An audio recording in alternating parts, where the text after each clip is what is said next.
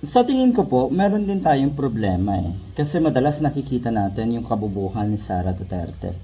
Pinangangalandakan pa ng mga kababayan nating matitino at totoong may dunong na bobo nga at tanga si Sara Duterte. At lutang, idagdag na rin natin, lahat ng kanilang paratang noon kay Atty. Leni Robredo, ang totoo pala niyan, times 2, times 3, times 10, sabihin na natin, ang pagiging totoong malala na bobo, lutang at tanga ni Sara Duterte. Yun pala yun. So yun nga, sinasabi ko na dahil na rin sa ating or pinangangalandakan ng marami sa atin na ganito nga sa Sara Duterte, lalo tuloy siyang hinahangaan ng mga DDS. Alam niyo naman ang mga DDS, ang kahanga-hanga para sa kanila ay ganito.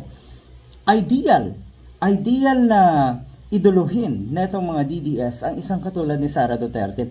Pag itong si Sara nagpakita ng kagalingan at talino, nako, madidisappoint ang mga diehard sa kanya, sigurado. Ang lala. 'Di ba? Pag si Robin Padilla ay nakitaan ng konting utak diyan sa impeachment trial, kung si Mr. Robin Padilla halimbawa ay minabuting magkonsulta sa kanyang mga advisors o sa kanyang mga staff bago magbitaw ng salita, nako, masaklap yan, malala yan. Madidisappoint dyan ang mga DDS dahil lalabas na may dunong at utak si Mr. Padilla. Hindi na nila idolo ang isang Robin Padilla sa estadong yan, sa puntong yan. Nga ba itong si Sara Duterte, usapin ngayon itong Pax Silica na mukhang walang alam daw itong si Sara Duterte. Ako rin na may hindi ko pa rin to masyadong narinig kung ano yung kabuuan na itong proyekto na ito, kung ano ang punto, kung bakit kailangan magtayo ng ganito, pero the word itself, alam na natin yan. Sa bagay, hindi ko naman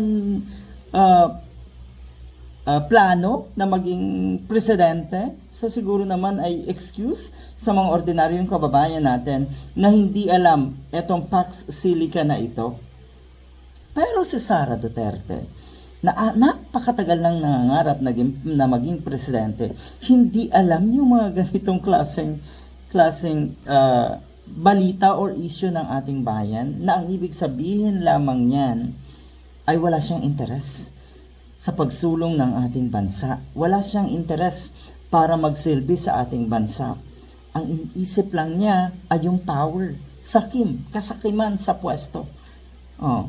Abay, inuna mo yung paninira, inuna mo yung napakaraming kasinungalingan, at dumating ka sa punto na nagbabanta sa Pangulo, pero ang dami mong na-miss, ang dami mong hindi alam tungkol sa ating gobyerno na parte ka mismo.